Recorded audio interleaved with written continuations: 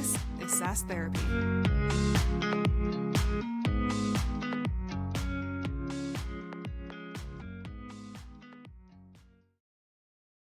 Welcome, everyone, and thank you for joining SaaS Therapy. As you can see, I am a lone man today. My normal co-host, Todd Kirk, is not joining us today. He's out doing parent duties, but we still have an amazing guest today that I am so excited to talk to. And Ashley Moore, just so everyone knows, Ashley, Todd usually talks the most inside of our podcast. So you're actually going to have a lot of time to talk, which is even better because our audience is going to want to hear that. Ashley, thank you for joining the podcast. So glad to have you.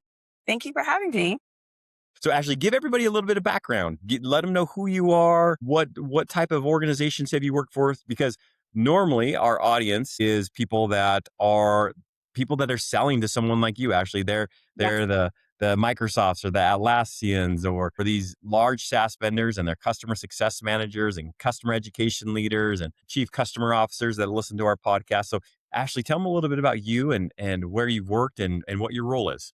Yeah. So I have my name is Ashley Moore. I have about 12, 13 years experience of change management within digital transformation. So that spans everything from Microsoft 365 rollout to enterprise environments to we're migrating our platform internally and just using our SharePoint internal for our internal platforming. So smaller engagements like that. But recently I have shifted. So I'm not only focusing on digital transformation, but employee experience as a whole. So that and look at we are transforming or integrating a change in our organization and we are focusing on the employee experience of that change. So I'm thrilled to be here looking at what that looks like and super excited because it shines a lens on not only change management within digital and automation, but just taking account the entire experience of the employee.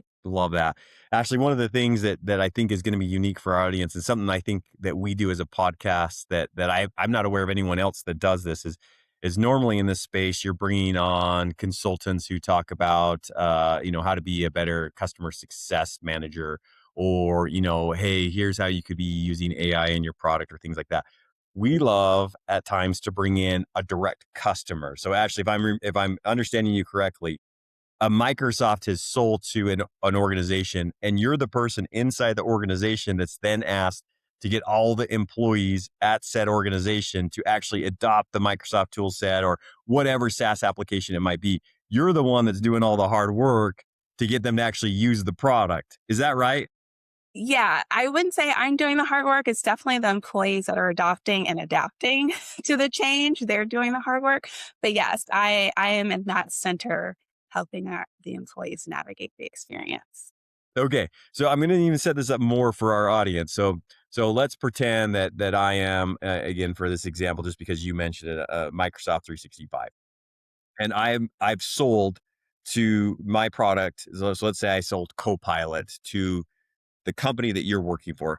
Actually, in the companies that you have worked for, how many people on your team are responsible to help the organization actually adopt that application? So are you working with 5,000 end users and there's a team of 300 of you helping all these people adopt this?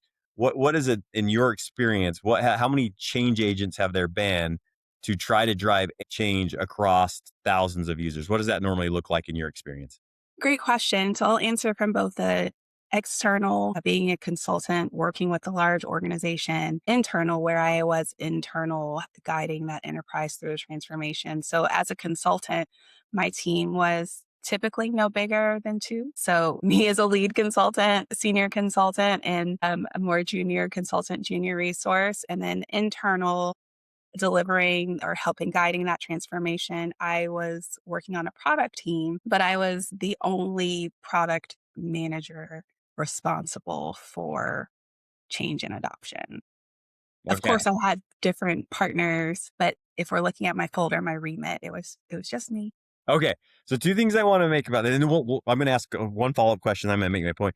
Ashley, do you feel that in those jobs you were successful in driving change with with thousands of end users? Is it okay to say thousands of end users? Was it thousands of people you were usually trying to reach?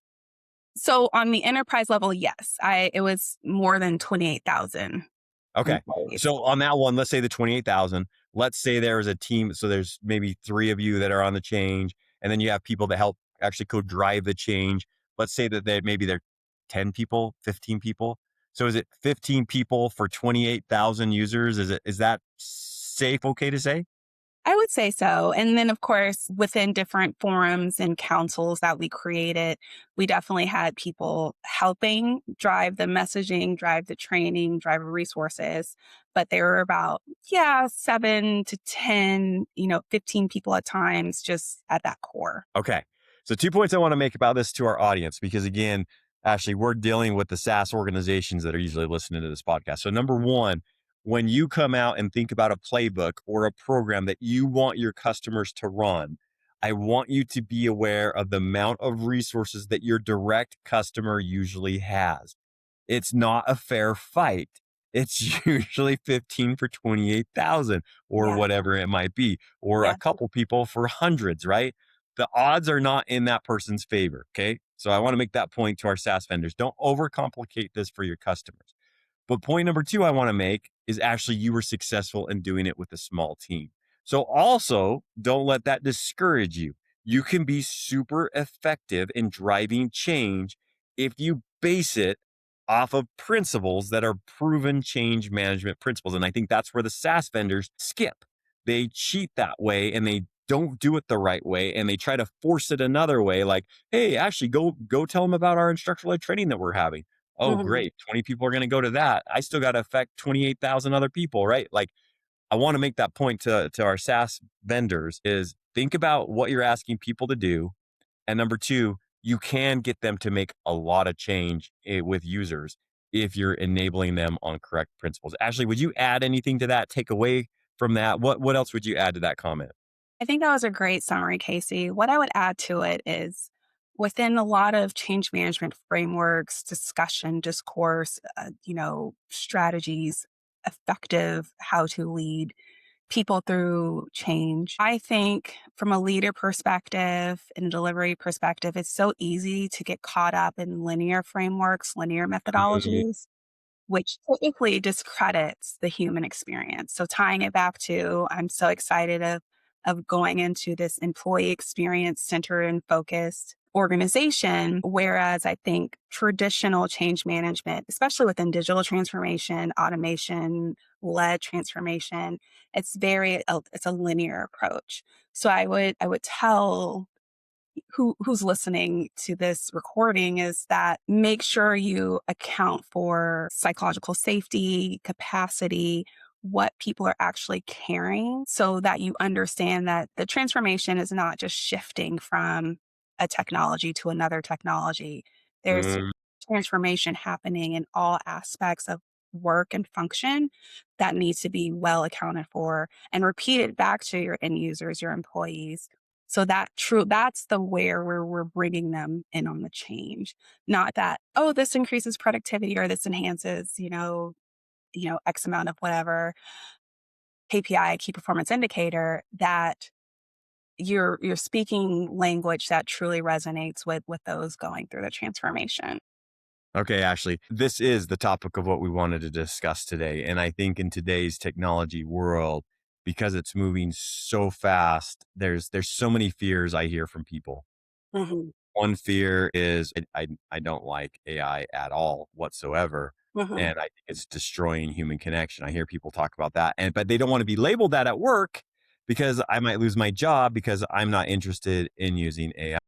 right. There are other people that obviously the most common one is AI going to steal my job, or a new study that's coming out is AI is going to force me to do the job of six people. I'm going to be more overworked than I ever have done before. So actually, you're studying this. You mentioned this to me. Psychological safety in change.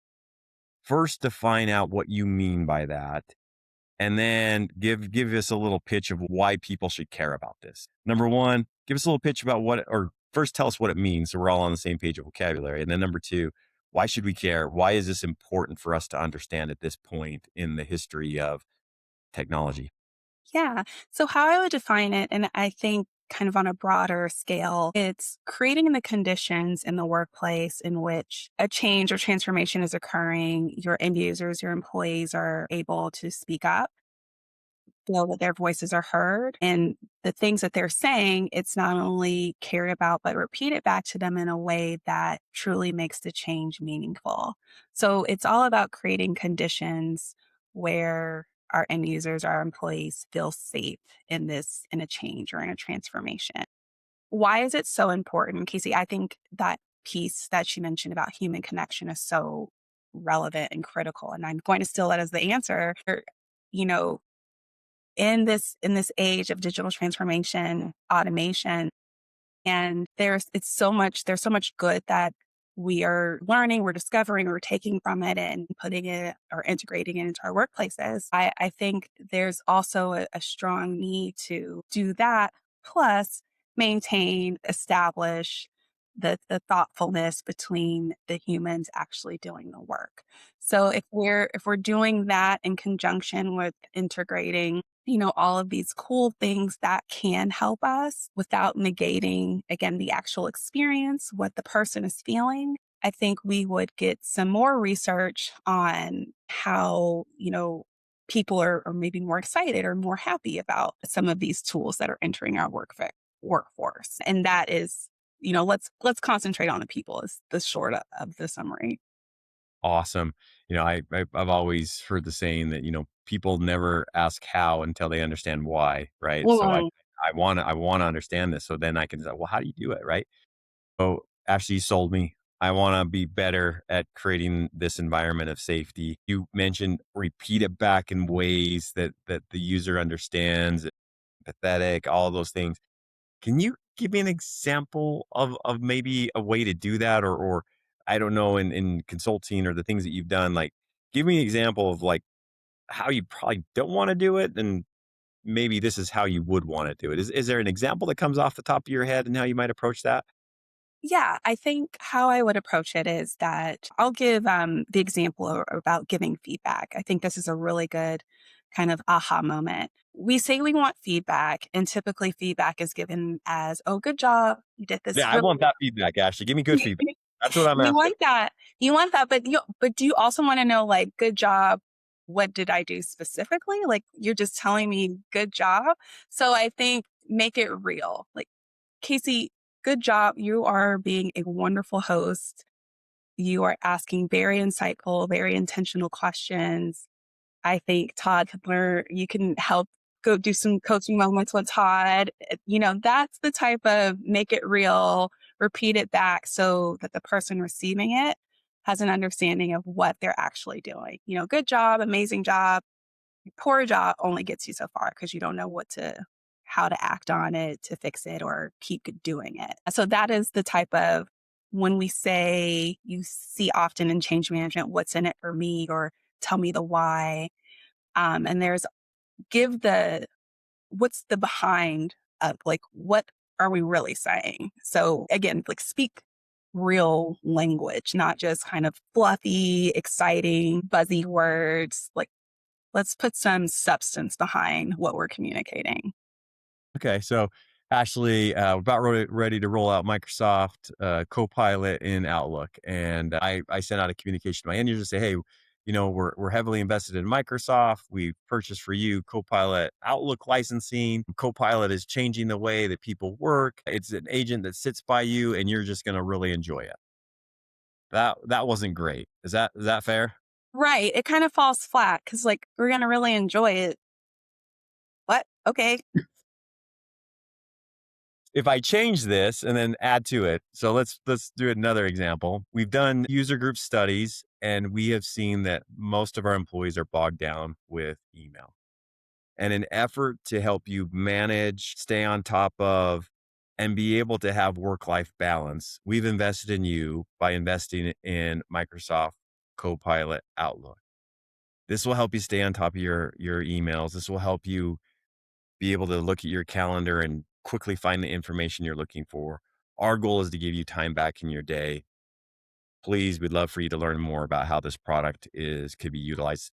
Any question you want to ask, we're here to help you. Better, worse? What would you say on that? I think that was good. I'd like to call out the the section where you were giving examples on, how it would help throughout the day. I think that's super important because that's making it real. The first email, it just kind of sounded like a sales pitch, right? Or something you would easily find on the Microsoft website. But Mm, if there's a way that you can communicate, and if you can get specific, like very granular on department mhm. or function, how this might help, what this could like in your day to day, that's the type of information, that's the type of communication that will sit with someone and would make them curious. I think another piece of psychological safety is increasing curiosity. We There it is. want our users, our end users, our employees to have a natural curiosity about the thing. So making the conditions or creating the conditions in which they feel safe enough to question and ask and have that curiosity. That's what we want in change. Love that. And I think sometimes, again, for our effort, because of this world, we're always trying to get to the result as fast as humanly possible, that we skip steps. Right. And I know, Ashley, one of the things that people struggle with following best practices of change management is holding some stakeholder meetings, holding some management reviews, right? Like really going in there and trying to understand from the perspective of the people that will be using the software. Like, why would this matter? Where are you struggling? What's bogging down your day? Where do you feel overwhelmed, right? And I think sometimes maybe we skip those steps, and Mhm. so we give these blanket statements that don't mean anything to anyone. Is that true? Not true? What's your take on that? That's true. And I think that lends itself to in change efforts, in transformation efforts, leaders, people who are executing on delivery, how close are you to truly centering the employee voice, the voice of your organization? Going back to the example you provided, the first one, again, very generic, very blanket. If you took that and kind of sent it to, an organization, does that match what your employees are saying? Does that match their voice? Is that what they're curious about? Is that what they want to know? Is that what they need help with their technology improvements and enhancements? If it's not, then right out of the gates, your change is looking kind of like it's not it's not, you're not answering the call of what your employees need. So centering employee voice, making sure that, those engagement surveys, those feedback surveys, those post-it notes that we're posting on a whiteboard and collecting information, having these good working sessions, they don't just end up in the recycling bin.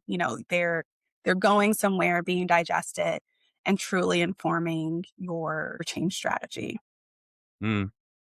Ashley, how do you balance this? What's some best practices you have? Change fatigue is real. We're always getting asked to change. It doesn't seem like you show up the next day to do your job and they told you you're doing something different again, or you have a new tool to use, or whatever it might be. Ashley, how do you balance change fatigue, but also know that hey, we gotta keep pushing technology. We got to keep utilizing these tools because this is the world now. How do you manage that? What's some best practices you give out to our audience around managing change fatigue? I think looking at it as adoption and adaptation is really important. I think most change efforts think, okay, we're migrating or we're transforming and we're expecting 100% adoption. And once we're done, that's it. There's an after. We want to make sure that this change is sustainable and that this change is truly moving the culture as intended, enhancing the employee experience as intended.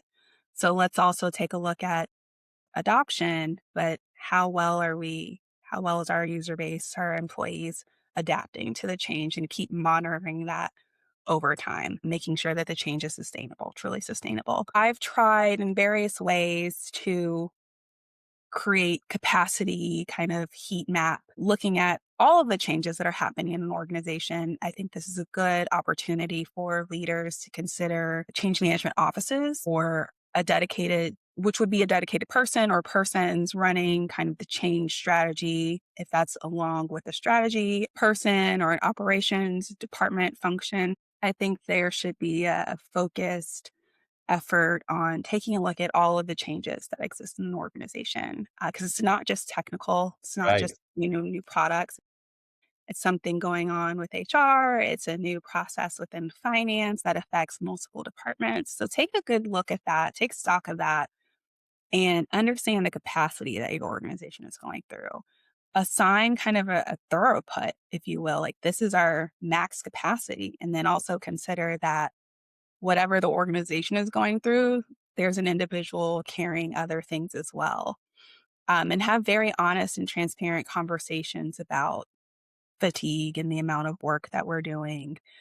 Because it's not just, again, doing a new function or performing a new process. There's new ownership involved. There's new players involved. There are new decision rights that have to be thought of. It's more than, again, shifting from a product to another product. It's completely reimagining the way work is being done.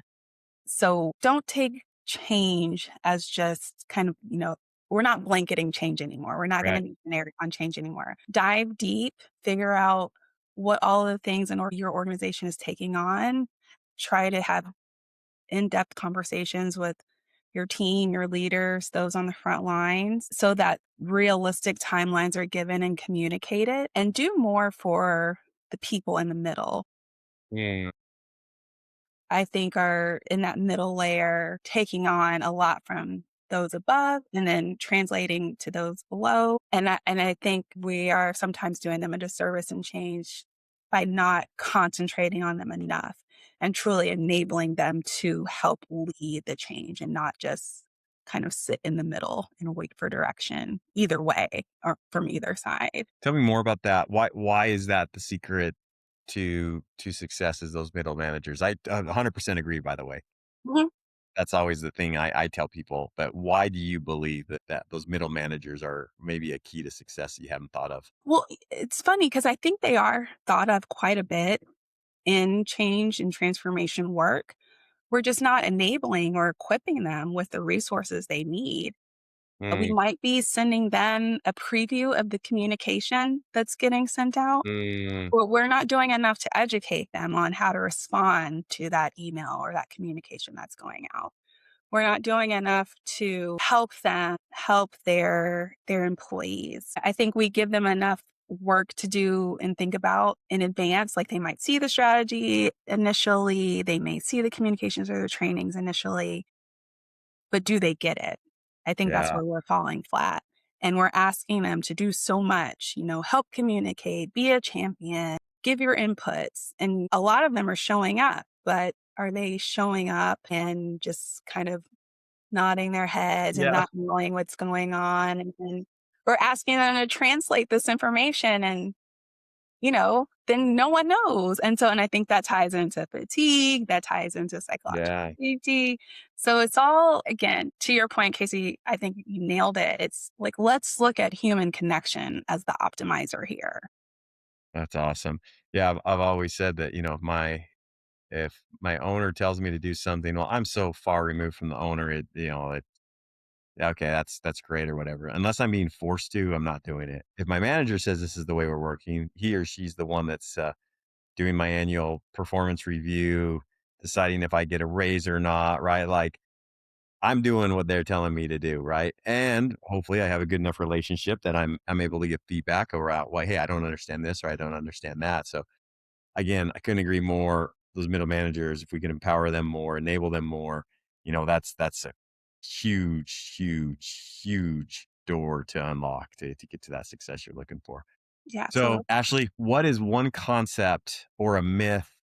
Let's do myth that it surrounds change management that just is not true.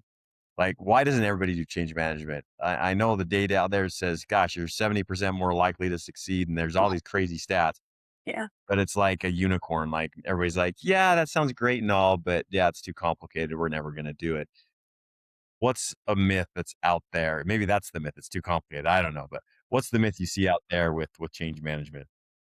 I think the myth is that it can be done sequentially and linearly. I think there's room for the foundations, milestones, etc. But going back to adoption and adaptation, we call change done when, we've hit whatever metric as far as adoption, or we've rolled out, for example, Microsoft 365. We're done. No, we're not done. There's more work to be done. There's education, continuous education to make sure that the change sticks, to make sure that the change is embedded in process and culture. Change doesn't just end once I think a project manager says the project is over. And that's what I mean by doing it kind of linearly, sequentially. Just like, we experience for the parents out there, there's something that happens every day with our kids, and, we're always changing, we're constantly changing. So, and none of that is done in a straight line. So, I think give your organization, your employees those safe conditions to understand that there will be loops and back to backs and things like that for changes to happen. And that's okay. So let's debunk that change is in a straight line when, humans ourselves are not. We do all sorts of things. So Mm, well, that. Uh, what's one data point or one thing that you point to say you want to invest in change management? Is there a specific data point that you use or a specific example that you use? Again, trying to sell maybe some of those people that are like, I kind of believe in, but I don't know if I'm all the way in on this change. What's a story, a data point that you would give to say, hey, no, you want to do this? I think the research that is foundational, which is, I think it's Gartner's research, where it's like 70%, and you mentioned it, Casey, just a while ago, of projects fell because there's no change management. Mm, That research, I don't it's still that number. After all this time, it's still that number. So we have to ask ourselves, if we don't believe in change, if we don't think change is worth it, why is that number not decreasing? yeah. Why are change management roles being created? Why are ideas like change management offices popping up? Making sure that there's a strategic partnership with operations and change management. All of those are becoming a necessity in the workplace, especially given the culture that we're creating right now. It's proven itself to be necessary. I think where the work seems hard is that because it's very human, so it's messy, but there are other processes in the organization that are very messy. So we can do it. We can do hard things. It's okay. Well, Ashley, you've been an awesome guest. I've appreciated this conversation. It's been fantastic. And again, I know our audience is found value in this and hearing from the point of view of the customer. Again, sometimes we just lose that concept, right? We think that we sell our software to a customer and they have all the resources in the world and you're the only software they're looking to deploy this year, get people to adopt. And we kind of get in this me center focus. So thank you so much for helping us understand that there's so much more that we need to be considering. Actually, every SaaS therapy episode ends in the same way. We call it SaaS therapy because we do believe it's therapeutic to walk through these challenges and talk it out. But we Mm. know that every good doctor is going to assign homework to their patients. So, Ashley, if you could give one homework assignment to our audience today, what would be your homework assignment? What would be my homework assignment? I think going back to any qualitative data, so surveys, engagement surveys, whatever, let's make sure that we're acting on those. Mm, Act on that information, that feedback that your employees, your users are giving you, because it's important. There's a lot of good information in there. If you're ever worried about, or not worried about, but you want to understand your culture, move the needle of your culture, decide how you want to model your next year. Look in that data, analyze that data, center your employee voice, make some decisions around what your employees are actually telling you.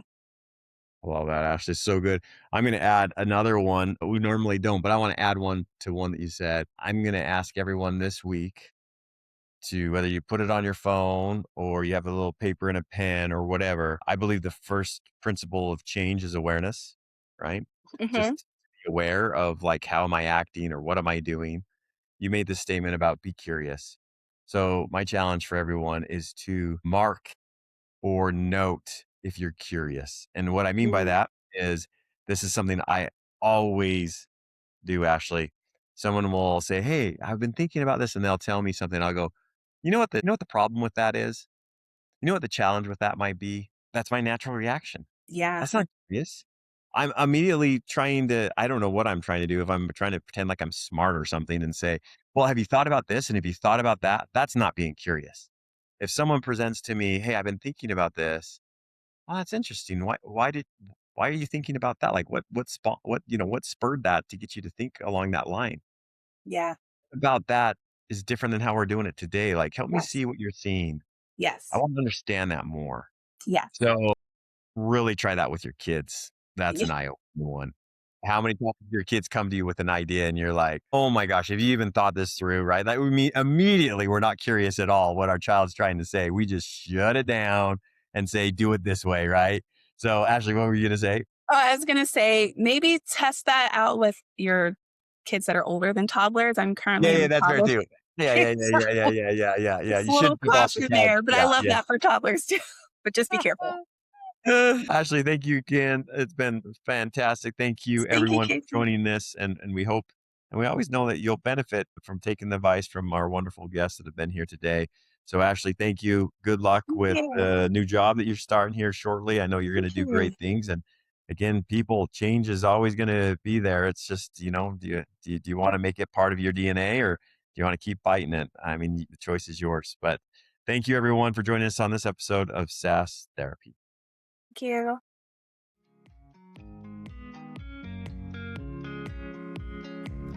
SaaS Therapy is brought to you by Brainstorm, the SaaS platform for SaaS adoption. Learn more at brainstorminc.com.